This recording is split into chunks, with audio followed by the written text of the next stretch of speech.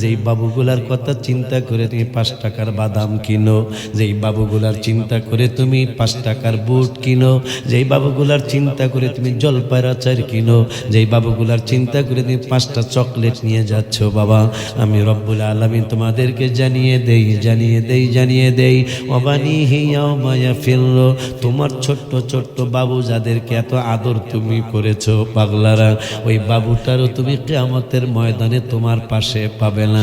আল্লাহ তাইলে পাশে পাবো কারে তোমার কাছে জানতে চাই। রব্বুল আলামিন বললেন পাগলারা তোরা আসলটা চিনলি না, নকল নিয়ে তোরা পারাপারি করছিস। আমি আল্লাহ কোরআনে জানিয়ে দিলাম, বাবারে পাইবা না, মায়েরে পাইবা না, তোমার আপন ভাইরে পাইবা না, বউরে পাইবা না, ছেলে মেয়েগুলারে পাইবা না, তবে পাইবা কারে?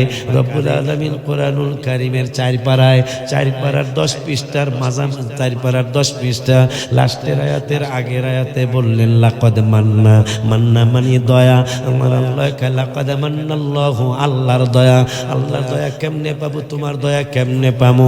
রব্বুল আলামিন কোরআনুল কারীমে বললেন লাকাদ মান্নাল্লাহু আলাল মুমিনিনা, আমি মুমিনদের উপর দয়া করেছি, ইমানদারদের উপর দয়া করেছি। আমার ঈদ বাতা ফিহিম রাসূলা, আমার রাসূলেরে পাঠায়া। সুবহানাল্লাহ।